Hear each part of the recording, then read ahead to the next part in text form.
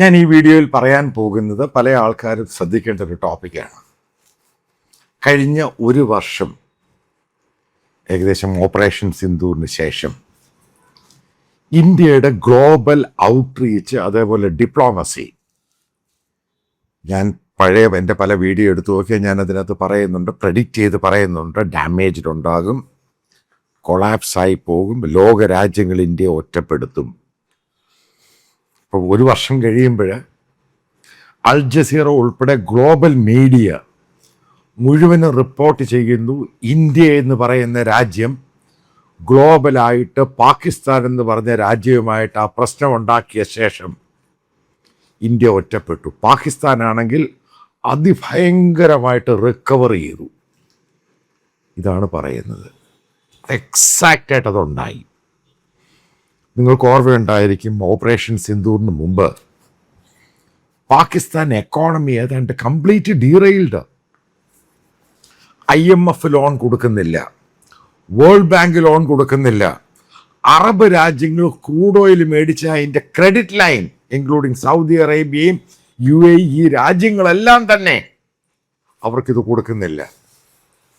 മറ്റ് പല രാജ്യങ്ങളും പാകിസ്ഥാൻ ഒറിജിൻ പാസ്പോർട്ട് കണ്ടു കഴിഞ്ഞാൽ എൻട്രി കൊടുക്കാതായി, ഇൻക്ലൂഡിങ് അറബ് രാജ്യങ്ങളിലും ഇസ്ലാമിക രാജ്യങ്ങളിലും. ഓപ്പറേഷൻ സിന്ദൂറിന് മുമ്പുള്ള കാര്യമാണ് ഞാനിത് പറയുന്നത്. ഓപ്പറേഷൻ സിന്ദൂറിന് ശേഷം പാകിസ്ഥാൻ ഗ്ലോബലി അക്സെപ്റ്റഡായി. ജിഹാദും ആ പരിപാടികളൊക്കെ അങ്ങ് പോയി. 10 വർഷം മോദി ഗവൺമെന്റിന്റെ ഹാർഡ് വർക്കാണ് പാകിസ്ഥാനെ ഐസൊലേറ്റ് ചെയ്യിപ്പിച്ചത്. ഗ്ലോബൽ ഫോറങ്ങളിലും പ്രത്യേകിച്ച് അമേരിക്ക, യൂറോപ്പ്, അറേബ്യൻ രാജ്യങ്ങളിലും മോദി ശരിക്കും വർക്കൗട്ട് ചെയ്തു. നല്ല ടീമായിട്ട് വർക്കൗട്ട് ചെയ്തത്. പാകിസ്ഥാനെ കംപ്ലീറ്റ് ആയിട്ട് ഐസൊലേറ്റ് ചെയ്ത് ഈ രാജ്യങ്ങളൊന്നും ഗ്ലോബലായിട്ടുള്ള ഗ്ലോബൽ പ്ലാറ്റ്ഫോമിലെല്ലാം പാകിസ്ഥാനെ ജിഹാദ് ഉണ്ടാക്കുന്ന ഫാക്ടറിയാണ്, റാഡിക്കൽ ഇസ്ലാം ഉണ്ടാക്കുന്ന രാജ്യമാണ്. ആ രാജ്യത്തുണ്ടാകുന്നത് ഗ്ലോബൽ ടെററിസത്തിൻ്റെ ഒറിജിനാണ്. ഇത് കറക്റ്റായിട്ട് ഇന്ത്യ പ്ലേസ് ചെയ്തു. നിങ്ങൾക്ക് ഓർമ്മയുണ്ടായിരിക്കും, സുഷമ സ്വരാജ് യുണൈറ്റഡ് നേഷൻ്റെ പാർലമെൻറ്റിൽ, യുണൈറ്റഡ് നേഷൻ്റെ അസംബ്ലിയിൽ അവർ പറയുന്നുണ്ട്, ഇന്ത്യ എന്താണ് ലോകത്തിന് ചെയ്തത്, പാകിസ്ഥാൻ എന്താണ് ചെയ്തത്. അത് വെൽ എസ്റ്റാബ്ലിഷ്ഡ് ആണ്. അത് കഴിഞ്ഞിട്ട് ഇന്ത്യൻ്റെ എക്സ്റ്റേണൽ അഫേഴ്സ്, അതായത് ഇന്ത്യൻ ടീം ഗ്ലോബലായിട്ട് പാകിസ്ഥാനെതിരെ ക്യാമ്പയിൻ നടത്തി. അത് സക്സസ്ഫുൾ ആയിട്ട് കയറി വന്നു. പാകിസ്ഥാൻ ഗ്ലോബലി ഐസൊലേറ്റഡ് ആയി പോയി. കഴിഞ്ഞ 10 വർഷം ഉണ്ടായ സംഭവമാണ്. അതാണ് അവർ കഴിഞ്ഞ ഒരു വർഷം കൊണ്ട് അതിൻ്റെ 1000 മടങ്ങ് തിരിച്ചു പിടിച്ചത്. അമേരിക്കയുമായിട്ട് അമേരിക്കൻ അഡ്മിനിസ്ട്രേഷൻ്റെ ബ്ലൂ ഐ ബോയ് ആരായി? പാകിസ്ഥാൻ ആർമി ചീഫ് അസിം മുനീർ 3 പ്രാവശ്യം അവിടെ പോയി കണ്ടു, വീണ്ടും പുറത്ത് കണ്ടു. അമേരിക്കൻ അഡ്മിനിസ്ട്രേഷനുമായിട്ടൊരു പുതിയ ബന്ധമുണ്ടാക്കി. എന്താണ് പീറ്റർ ഹാക്സത്ത്, അതായത് അമേരിക്കൻ വാർ സെക്രട്ടറി, എന്താ പറയുന്നത്? പാകിസ്ഥാനെ വിശ്വസിക്കാൻ കൊള്ളാവുന്ന സിൻസിയർ ഫ്രണ്ടാണ്. ഇന്ന് വരെ ഇന്ത്യക്കെതിരെ ഒരു വാക്ക് പറഞ്ഞിട്ടില്ല. മനസ്സിലാക്കുക, ഇന്ത്യയുടെ കമ്പൈൻഡ് ഡിഫൻസ് ചീഫ് ഇപ്പം റിട്ടയർ ആയതാണ് Anil Chauhan, general, 4 star general. Asim Munir 3 പ്രാവശ്യം പോയ ശേഷം അദ്ദേഹം അമേരിക്കയുടെ ഡിഫൻസ് ഒഫീഷ്യൽസ്, അതായത് അവിടെ സെൻട്രൽ കമാൻഡ് ആണെങ്കിലും അമേരിക്കയുടെ ആർമി ചീഫ്, ഡിഫൻസിൻ്റെ ആർമി ചീഫ് ആണെങ്കിൽ ഇവരെയൊക്കെ കാണാൻ ശ്രമിച്ചു. അവർ ഇന്ത്യയുടെ കമ്പൈൻഡ് ഡിഫൻസ് ചീഫ് 4 സ്റ്റാർ ജനറലിന് അപ്പോയിൻമെൻറ്റ് കൊടുത്തില്ല. അമേരിക്കൻ വാർ സെക്രട്ടറിയുടെ കാര്യം ഇവിടെ നിൽക്കട്ടെ, അപ്പോയിൻമെൻറ്റ് കൊടുത്തില്ല. ആ സന്ദർഭത്തിലാണ് അസിം മുനീറിന് അമേരിക്കൻ വൈറ്റ് ഹൗസിൽ ഈ പറയുന്ന പ്രസിഡന്റ് ട്രംപ് ലഞ്ച് കൊടുക്കുകയാണ്. പ്രസിഡന്റ് ട്രംപിനൊന്നും അറിയത്തില്ല, ഇന്ത്യയുടെ ആർമി ചീഫിൻ്റെ പേരൊന്നും അറിയത്തില്ല, ഇന്ത്യയുടെ കമ്പൈൻഡ് ഡിഫൻസ് അദ്ദേഹത്തിൻ്റെ പേരറിയത്തില്ല, ഇന്ത്യയുടെ എയർഫോഴ്സ് എയർ ചീഫ് മാർഷൽ. അപ്പം അദ്ദേഹം കഴിഞ്ഞിടയ്ക്ക് അമേരിക്കയിൽ പോയി ഈ പറയുന്ന സംഭവങ്ങളുടെ അപ്പോയിൻമെൻ്റൊക്കെ ഫിക്സ് ചെയ്യാൻ വേണ്ടി പോയത്, പലരെയും കാണാൻ വേണ്ടി. അവരും, അതായത് ഒറ്റ അമേരിക്കൻ എയർഫോഴ്സിൻ്റെയോ അതേപോലെ മറൈൻസിൻ്റെയോ ആർമിയുടെയോ ഒരാൾ പോലും ഇന്ത്യയുടെ എയർ ചീഫ് മാർഷലിനെ കാണാൻ കൂട്ടാക്കുന്നില്ല. ഇതാണ് ഞാൻ പറഞ്ഞ ഡിപ്ലോമാറ്റിക് കൊളാപ്സ് ഉണ്ടായി. ഇതാണ് ഉണ്ടായത്. അമേരിക്ക ഇവർക്ക് കൊടുക്കാനുള്ള IMFൻ്റെ ലോൺ സാങ്ഷനാക്കുന്നു, വേൾഡ് ബാങ്കിൻ്റെ ലോൺ സാങ്ഷനാക്കുന്നു. അവർ അറബ് രാജ്യങ്ങളുമായിട്ട് സംസാരിക്കുന്നു പാകിസ്ഥാനെ ഹെൽപ്പ് ചെയ്യാൻ. ആലോചിച്ച് നോക്കുക, സൗദിയുമായിട്ടുണ്ടായ റിലേഷൻഷിപ്പ്, സൗദിയുമായിട്ടുള്ള ബന്ധം കംപ്ലീറ്റ് പിക്ചർ മാറ്റി കൊടുത്തു. അവിടെ ആരുടെയാണ് കൊളാപ്സ്? മോദി ഗവൺമെൻറ്റിൻ്റെ കംപ്ലീറ്റ് കൊളാപ്സ്. ഓപ്പറേഷൻ സിന്ധുവിന് മുമ്പ്, അതായത് ഇന്ത്യയുടെ എക്സ്റ്റേണൽ അഫയേഴ്സ് മിനിസ്റ്റർ ജയശങ്കറിൻ്റെ സ്റ്റേറ്റ്മെൻറ്റുകൾ നിങ്ങൾ കണ്ടു കാണും. എന്തൊക്കെയാ പറയുന്നത്? വെസ്റ്റിനെ പറയുന്നു, അമേരിക്ക ഇന്ത്യയുടെ രീതി ഇന്ത്യ അതാണ്, കോടയാണ്. ഇപ്പം നിങ്ങൾ കേൾക്കാറുണ്ട് ഇയാൾ എന്തെങ്കിലും ഒരു കോപ്പ് പറയുന്നത്? പറയാൻ പറ്റത്തില്ല, കളഞ്ഞു ശരിക്കും. ഓപ്പറേഷൻ സിന്ധുവിൽ എത്രയോ പ്രാവശ്യം അമേരിക്കൻ പ്രസിഡന്റ് 10, 16, 18 പ്രാവശ്യം ഇന്ത്യയുടെ എത്ര എയർക്രാഫ്റ്റ് പോയെന്ന് പറഞ്ഞു. ഇന്ത്യയുടെ പ്രധാനമന്ത്രി, ഇന്ത്യയുടെ സീനിയറായിട്ടുള്ള ഡിഫൻസ് ഓഫീഷ്യൽസ് ഇന്ന് വരെ അതൊരു പബ്ലിക് പ്ലാറ്റ്ഫോമിൽ, അതായത് ഗ്ലോബലായിട്ട് പറയാൻ ശ്രമിച്ചോ? അങ്ങനല്ല, ഇങ്ങനെയാണ് ഉണ്ടായത്, അതുപോലും പറയാൻ പേടിയാ നമുക്ക്. അതേപോലെ പിടിച്ച് വിരട്ടിക്കളഞ്ഞു.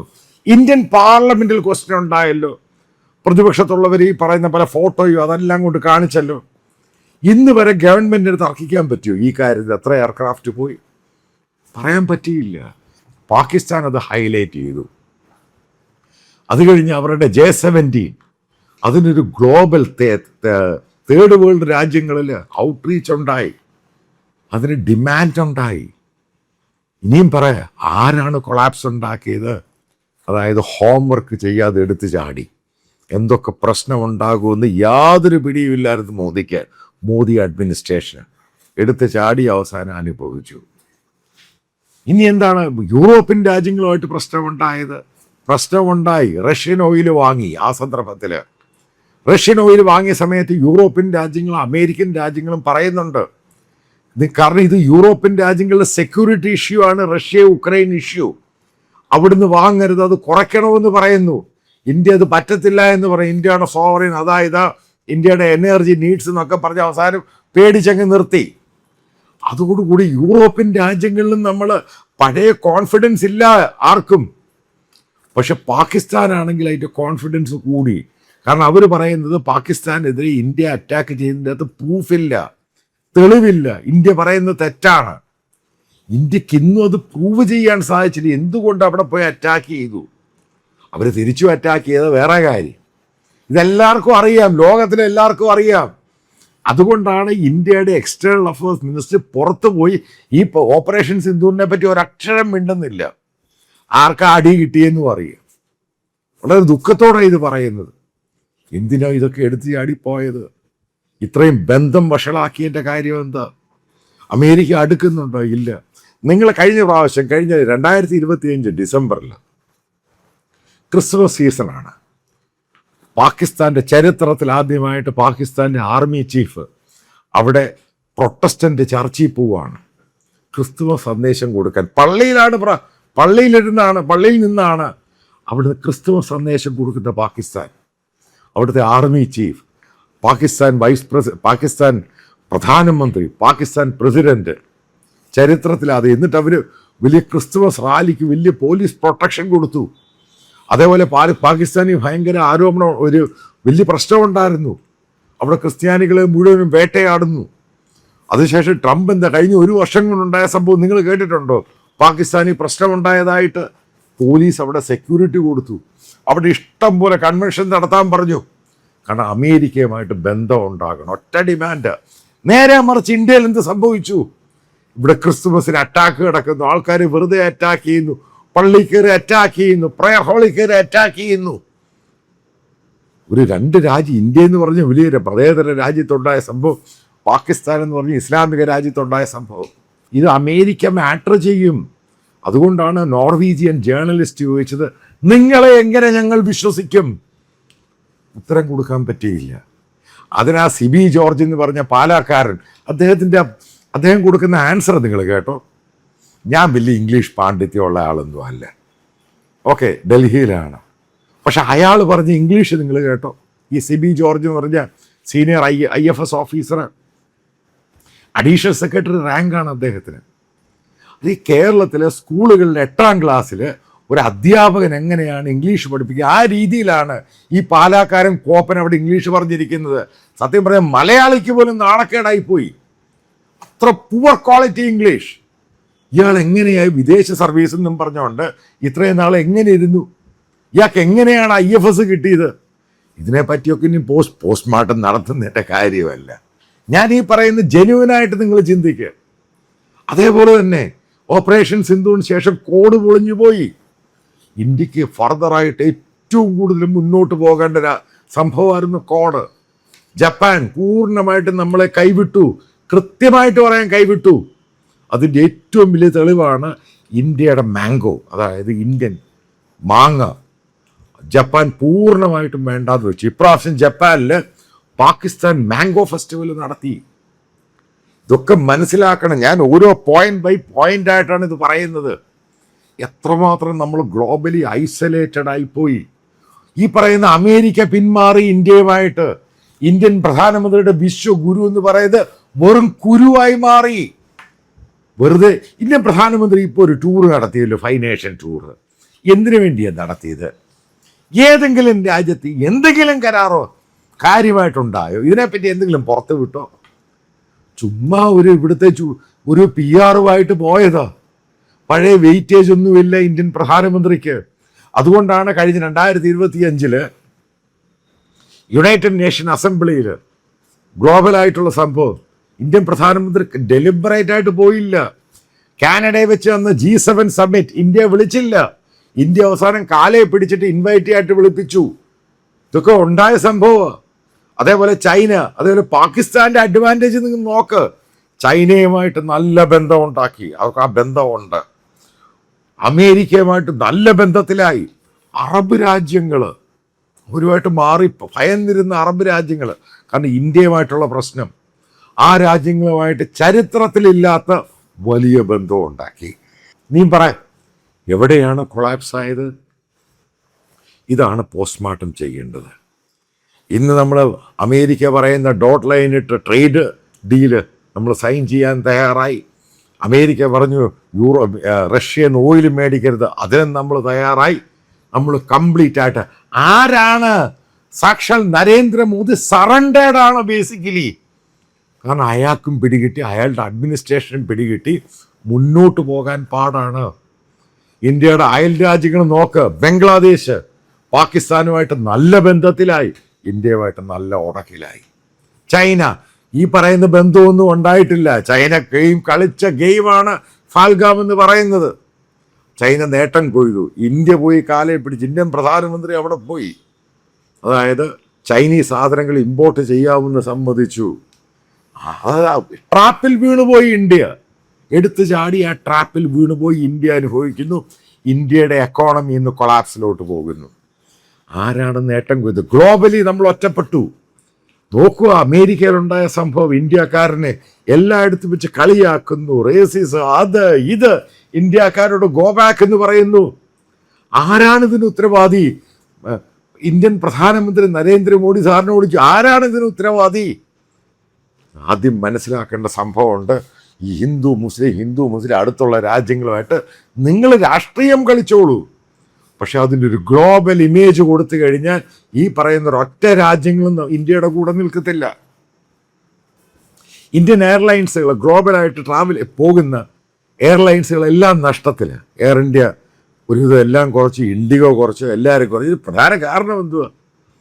പാകിസ്ഥാൻ സ്കൈ അത് പറക്കാൻ സമ്മതിക്കുന്നില്ല. ഇന്ത്യ അവിടുത്തെ പല രീതിയിൽ ടോക്സ്, തേർഡ് പാർട്ടിയെ കൂടെ ടോക്സ് ഒക്കെ നടത്താൻ ശ്രമിക്കുന്നുണ്ട്. ആദ്യം മനസ്സിലാക്കുക, ബാലാക്കോട്ട് ഇൻസിഡൻറ്റുമായി ബന്ധപ്പെട്ട് വിംഗ് കമാൻഡർ അഭിനന്ദൻ അദ്ദേഹം പാകിസ്ഥാൻ ടെറൈനിൽ വന്ന് വീഴുന്നു. കാരണം ക്രാഷായിപ്പോയി. ഇന്ത്യക്കാരനെ അനിരുദ്ധ് എന്ന് പറഞ്ഞ ഒരു സീനിയർ ജേർണലിസ്റ്റ്, ഒരു ഡിപ്ലോമാറ്റിക് എക്സ്പേർട്ട്, അദ്ദേഹത്തിൻ്റെ പുസ്തകത്തിൽ പറയുന്നുണ്ട്, ഇന്ത്യ ഗവൺമെൻറ് അമേരിക്കയോട് റിക്വസ്റ്റ് ചെയ്തു ഈ പറയുന്ന വിംഗ് കമാൻഡർ അഭിനന്ദനെ തിരിച്ചു തരാൻ. ഇതാണ് ഉണ്ടായത്. ഇതാണ് റിയലായിട്ടുണ്ടായത്. കാരണം ഇന്ത്യ പറഞ്ഞാൽ പാകിസ്ഥാൻ കേൾക്കത്തില്ല, അമേരിക്ക കൊണ്ടാണ് പറയിപ്പിച്ചത്. ഇതൊക്കെ ഓരോന്ന് വരാൻ തുടങ്ങുകയാണ്. ഇനിയും പറ, ആരാണ് പരാജയപ്പെട്ടത്? പാകിസ്ഥാൻ ഭയങ്കരമായിട്ട് നേട്ടം കൊയ്തു. അതാണ് ഉണ്ടായത്. ഇന്ത്യയാണ് കംപ്ലീറ്റ് ആയിട്ട് ഐസൊലേറ്റഡ് ആയി. ശശി തരൂരിൻ്റെ നേതൃത്വം വലിയൊരു ടീം പോയാൽ ഔട്ട്റീച്ചിന് അമേരിക്കയിൽ പോയിട്ട് ആരെങ്കിലും കാണാൻ പറ്റിയോ? മറ്റുള്ള പല രാജ്യങ്ങളിലും പോയാൽ ഏകദേശം 100 കോടിയോളം രൂപയാണ് അതിന് ചെലവിട്ടത്. കംപ്ലീറ്റ് കൊളാപ്സായി. അതിനുശേഷമാണ് ഇന്ത്യൻ പ്രധാനമന്ത്രി ശശി തരൂരിനെ മാറ്റി നിർത്തിയ. കാരണം അയാളെ കൊണ്ടൊന്നും നടക്കത്തില്ലെന്ന് പിടികിട്ടി. അത് അയാളുടെ പ്രശ്നമൊന്നുമല്ല. അന്നത്തെ ആ മോഡിൽ ഈ സംഭവം ഒന്നും നടക്കത്തില്ല. ഇന്ത്യൻ പ്രധാനമന്ത്രി ഉദ്ദേശിക്കുന്ന രീതിയിലൊന്നും ഈ സാധനം വിശ്വഗുരുവും ഗുരുവൊന്നും അല്ലെന്ന് ലോകം മുഴുവനും തെളിഞ്ഞു. ഇതാണ് യാഥാർത്ഥ്യം. പഴയ ഇന്ത്യൻ പ്രധാനമന്ത്രിയെ പറ്റി ഒരൊറ്റ ഗ്ലോബൽ മീഡിയ റിപ്പോർട്ട് ചെയ്യുന്നില്ല, മൈൻഡ് പോലും ചെയ്യുന്നില്ല. ഇതിൻ്റെ കാരണം എന്താണ്? അതായത് വീണ്ടും പറയാം, 100% നമ്മൾ കൊളാപ്സ് ആയി. അപ്പോൾ ഒരു ചോദ്യമുണ്ട്, ഓപ്പറേഷൻ സിന്ദൂർ രണ്ടാമത്തെ സംഭവിക്കൂ? ഒരു കോപ്പും ഉണ്ടാകാൻ പോകുന്നില്ല. ഇതൊക്കെ ചുമ്മാ അങ്ങോട്ടും ഇങ്ങോട്ടും പറയുന്നതേ ഉള്ളൂ. ഇന്ത്യക്ക് കൃത്യമായിട്ട് പിടികിട്ടി, ചൈന സപ്പോർട്ടോടുകൂടി പാകിസ്ഥാൻ വന്നു കഴിഞ്ഞാൽ പ്രശ്നമാണ്. അതുകൊണ്ട് ഇത് അപ്ഗ്രേഡ് ചെയ്തേ മതിയാവും. ഇന്ത്യൻ ഡിഫൻസ് ഫോഴ്സ് മാറ്റിയെടുത്തേ മതിയാവത്തുള്ളൂ. പഴയ സംഭവമല്ല, ഡിജിറ്റലാണ്. അതായത് പഴയ 71 വാറൊന്നും അല്ല, ഡിജിറ്റൽ വാർഫെയർ ആണ്. പഴയ സംഭവത്തിലോട്ട് ഇത് പോകാൻ പറ്റത്തില്ല. അതിനൊരു സമയമെടുക്കും. ഇനി 10-25 വർഷം കഴിഞ്ഞ് നോക്കിയാൽ മതി, ഓപ്പറേഷൻ സിന്ദൂർ 2 ആണെങ്കിലും 3 ആണെങ്കിലും. അല്ലാതെ ഒരു കാരണവശാലും ഇപ്പോഴും ഇന്ത്യ ഭരിക്കുന്നതിനും ഇന്ത്യൻ പട്ടാള മേധാവികൾക്കും വളരെ കൃത്യമായിട്ടറിയാം. അതായത് അപ്ഗ്രേഡ് ശരിക്കും ചെയ്യാൻ സമയമായി. റഷ്യൻ പാട്ട സാധനങ്ങൾ വെച്ചുകൊണ്ട് മുന്നോട്ട് പോകാൻ പറ്റത്തില്ല. അവസാനം റഫേലിൻ്റെ സോഴ്സ് കോഡിൻ്റെ കാര്യം വന്നു. അവസാനം നമ്മൾ കൂടുതൽ ഫൈറ്റർ എടുക്കാൻ പോവുകയാണ്. ആദ്യം ഒരു സോഴ്സ് കോഡ് തരാമെന്ന് പറഞ്ഞു. ഓപ്പറേഷൻ സിന്ദൂർ തന്നെയാണ് കാരണം. ടെക്നോളജി ഫ്രണ്ട് ഒന്നും കൊടുക്കണ്ട ഇന്ത്യക്ക്. അതിന് ഇന്ത്യക്ക് കേപ്പബിലിറ്റി ഇല്ല. അത് ഫ്രഞ്ച് പത്രത്തിൽ വന്ന വാർത്തയാണ്. ഇതിലോട്ടാണ് കാര്യങ്ങൾ പോയത്. ഇനി അതായത് എല്ലാം കൂടെ അസംബിൾ ചെയ്ത് ക്ലബ് ചെയ്ത് വായിച്ചു നോക്കുക. കഴിഞ്ഞ ഒരു വർഷം ഉണ്ടായത് ഇന്ത്യക്കാണ് നഷ്ടം ഉണ്ടായത്. ഭീകരമായ നഷ്ടം പാകിസ്ഥാൻ ഗെയിൻ ചെയ്തു. അവൻ്റെ കടവും അവൻ്റെ ഓയിലും മറ്റുള്ള പ്രശ്നങ്ങളും എല്ലാം മാറി. കാരണം ആ പാകിസ്ഥാൻ ഗ്ലോബൽ പ്ലാറ്റ്ഫോമിൽ പലയിടത്തും സീറ്റുകൾ കിട്ടാൻ തുടങ്ങി. ഇന്ത്യയെ കംപ്ലീറ്റ് ആയിട്ട് റിജക്റ്റ് ചെയ്തു. മോദി ഇന്ത്യക്ക് കൊടുത്ത ഏറ്റവും വലിയ കൊളാപ്സ്, അതായത് ഡിസാസ്റ്റർ, ദുരന്തമാണ് ഈ പറയുന്ന സംഭവങ്ങളെല്ലാം കഴിഞ്ഞ ഒരു വർഷം ഇന്ത്യയിലുണ്ടായത്.